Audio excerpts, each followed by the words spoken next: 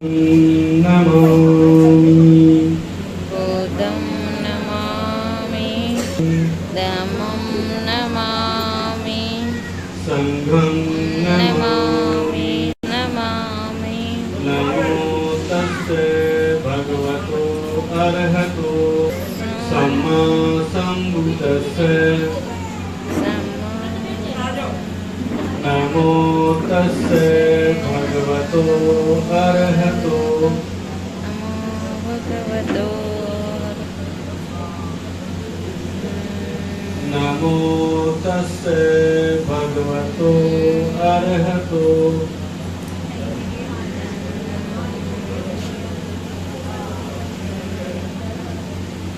शरणं गच्छामि धम्मं शरणं गच्छामि संघं शरणं गच्छामि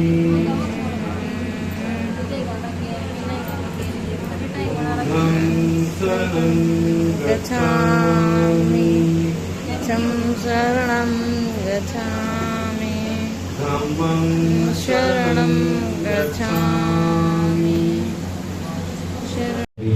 अगर यहाँ पे कोई और होता तो यहाँ पे कोई और ही होता, क्योंकि अगर लकड़ी जला रहा होता, घी फूक रहा होता, घर का वातावरण शुद्ध कर रहा होता और हमें ये बताता कि घर का वातावरण शुद्ध हो जाता है। 1 किलो तो घर शुद्ध हो, जो घी है वो शुद्ध हो जाता, किलो 1.5 किलो सामग्री शुद्ध हो जाती और 2-3 हज़ार रुपये उस घर का जो है पैसा भी शुद्ध हो जाता जो किसी काम का नहीं था। लेकिन तथागत बुद्ध के इस मार्ग को समझने के लिए हमें थोड़ा सा पीछे जाना पड़ेगा हमें कि जो कार्यक्रम है इस तरह से क्यों किया जा रहा है। अगर कोई दूसरा आता तो वो भी कुछ मंगल मंत्र बोल के चला जाता, समझ में हमारे को वो भी नहीं आया कि वो क्या बोल के गया है। लेकिन यहाँ पे जो मैंने बोला वो भी आपको शायद समझ में नहीं आया कि मैंने क्या बोला। लेकिन बुद्ध के समय के अंदर ये भाषा जो थी पाली भाषा के अंदर बोला जाता था, जो यहाँ की मूल भाषा है। तो यहाँ पे बागड़ी बोली जाती है, कहीं पे हरियाणी बोली जाती है, कहीं पे पंजाबी बोली जाती है। उस समय की जो भाषा थी वो पाली भाषा थी और पाली भाषा के अंदर इसलिए बोलते ताकि ये जिंदा रहे, ये खत्म ना हो जाए, ये मर ना जाए। ये समझाना भी जरूरी की सारी बातें थी पाली भाषा के अंदर। लेकिन बातें क्या थी वो समझने के लिए सबसे पहले मैं ये जानना चाहता हूँ, ये जो थापे मारे गए हैं इसका अर्थ क्या है। ये बातें इसी के साथ जुड़ी हुई है। किसी को पता है ये थापे क्यों लगाए गए? इसके पीछे एक छोटी सी कहानी मैं आपसे बताना चाहता हूँ कि एक अंधा था और थोड़ा सा बड़ा हो जाना तो अड़ोस पड़ोस के लोगों ने सोचा कि इसकी शादी कर देनी चाहिए। लेकिन अंधे को लड़की कौन दे? तो एक अंधी लड़की मिल गई, वो जो समझदार थी, उन दोनों की शादी कर दी। काम भी वैसा ही करते थे कि अंधे को कोई काम मिल जाता है। तो शादी जब हुई तब उन्होंने खाना बनाने के बारे में सोचा कि खाना कैसे बनाए। तो वो कहता है कि मैं तो 2 रोटी खाता हूँ। वो जो आदमी था अंधा वो कहते 2 ही रोटी मैं खाती हूँ। तो ठीक है, चार डंडा लेकर के पास में बैठ जाता और क्या करता, ठक ठक ठक ठक ऐसे करता। तो बिल्ली बेचारी दूर बैठी देखती रहती थी कि अगर मेरे पास में गई तो ये डंडा मारेगा और तेरे को रोटी नहीं खाएगा तो वो पीटेगा। तब क्या हुआ कि उन्होंने 2-2 रोटी खानी शरीर की। इस तरह से देखा कि ये डंडा जो है ये बहुत अच्छा उपचार है और जब रोटी बनाए तब डंडा लेकर के बैठ जाए। उस तरह से क्या उनका घर में बेटा हुआ। तो जब बेटा हुआ तो काफी बड़ा हुआ। बड़ा होने के बाद में फिर क्या किया, उस बेटे की शादी कर दी। जब बेटे की शादी कर दी तो उन्होंने परंपरा को निभाया कि तुम्हारे जो पिता जो थे वो क्या करते थे, तुम्हारी जब माँ रोटी बनाती थी तो वहां पे क्या करता, पीढ़ा लेकर के बैठा था, वो डंडा बजाता था। वो तो बजाता था बिल्ली के लिए, लेकिन उनकी परंपरा बन गई कि जब माँ रोटी बनाती है तो बाप क्या करेगा, वो रोटी के चूल्हे के पास में डंडा लेके बैठेगा। तो बेचारा वो भी कई साल तक लगाया, उनके भी एक बच्चा हो गया और बच्चा होने के बाद में फिर क्या हो गया, उस बेटी की शादी कर दी। अब तीसरी पीढ़ी आ गई। वो तीसरी पीढ़ी के अंदर जो बहू आई वो पढ़ी लिखी थी। तो उन्होंने क्या करा, बोले क्या जी हमारे एक रिवाज है। बोले जी क्या रिवाज है? जब बहू खाना बनाती है तो पति क्या करता है, पास में डंडा लेकर के बैठता है।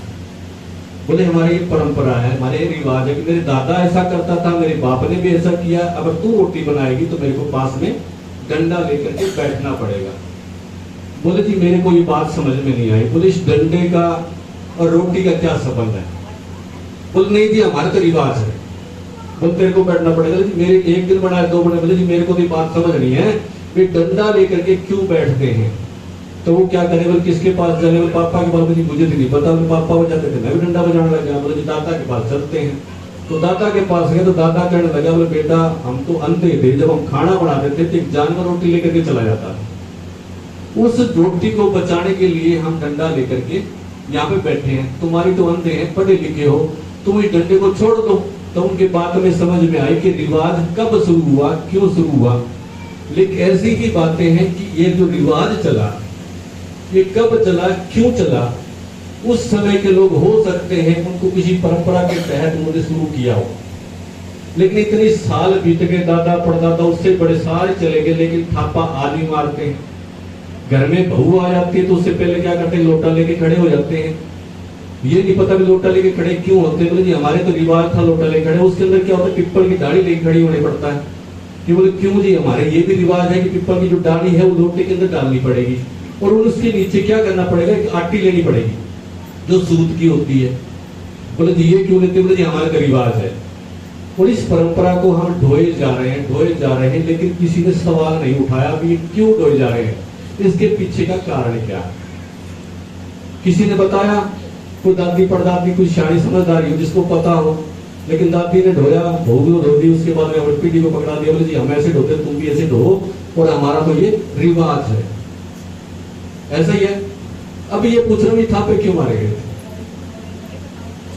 नहीं तो मैंने पूछा आपने मारे हैं तो जवाब भी तो आपको देना पड़ेगा। मैंने सवाल उठाया नहीं, इसके पीछे राज कोई और है। वो राज अगर आपने बुद्ध को बुलाया है घर के अंदर तो राज का भांडा फोड़ के जाएंगे। बहू घर में आती है या लड़का शादी के लिए आगे जाता है, तब भी क्या करता है? उस लड़के को भीतर लेकर के जाते हैं, मेहंदी का, हल्दी का या घी का दीवार पे थापा मारते हैं। लड़की भी मारती है, लड़का भी मारता है, मारते सारे हैं, पता किसी को नहीं। इतने सालों से आपने में तो हजारों टन तो घी फूक दिया होगा, बताया किसी ने नहीं होगा। बताया किसी ने? उस घी का राज बता दे तो भी मान ले, लेकिन जो मैं करवा के जाऊंगा उसके पीछे एक बात के पीछे कारण है। जब एक कारण है तो किसी राज का प्रतीक है, इसके पीछे कोई कहानी से। राज ये है कि बुद्ध को जब ज्ञान प्राप्त हुआ तो ज्ञान प्राप्त होने के बाद में 5 बातें हमारे को बताई गई। वो 5 बातें मैं बाद में बताऊंगा, उस पीछे राज क्या है। उस समय क्या हुआ था? चंद्रगुप्त मौर्य नाम का एक राजा था, हमारा पूर्वज था, वो बहुत साल पहले। उसकी जो लड़ाई थी अपने साथ सिकंदर के साथ थी। आपने बोला सिकंदर कभी हारा नहीं था, लेकिन समंदर जो सिकंदर था वो चमारों से आ रहा था और ये बात कोई नहीं बताता किससे आ रहा था, क्यों आ रहा था। और जब वो हारने के बाद में अपने यहाँ पे प्रथा लागू करके, उसके पीछे राज की बात है। तो उसकी एक बेटी थी चंद्रगुप्त, उसके साथ युद्ध हुआ तो चंद्रगुप्त मौर्य जीत गया और सेल्यूकस युद्ध में हार गया। और हारने के बाद में जब सारा कुछ छीन लिया तो सेल्यूकस को ये हार जो थी मंजूर नहीं थी। बोले मुझे हारना स्वीकार नहीं है। तो बोले क्या करें? बोले संधि कर लेते हैं, राजीनामा कर लेते हैं। तो राजीनामा के तहत उसने अपने जो कुछ जानकार लोग मौर्य के पास जाओ कि हमने राजीनामा करना है, संधि करनी है। तो उन्होंने कहा कि हम संधि नहीं करेंगे, हमने युद्ध जीता है। सबे सत्ता सुखी होंतु, सबे सदा सुखी होंतु, सबे होंतु चखे विनो, सबे भद्राणि पश्यन्तु, सबे सच्च मा किंचित्